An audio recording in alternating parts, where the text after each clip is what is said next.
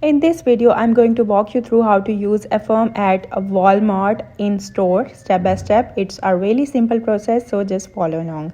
First, you will need to go to the Affirm website or the Affirm section on Walmart site. From there, start your application. Affirm will ask you to enter your total purchase amount. For example, if your total is $155, just type the number in and make sure you include tax and shipping in your final amount.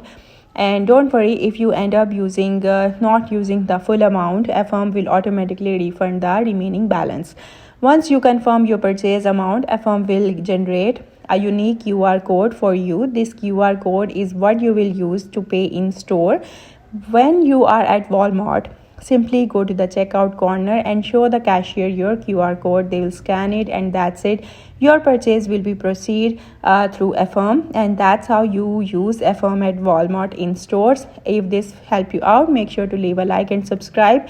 Thanks for watching, and I will see you in the next one.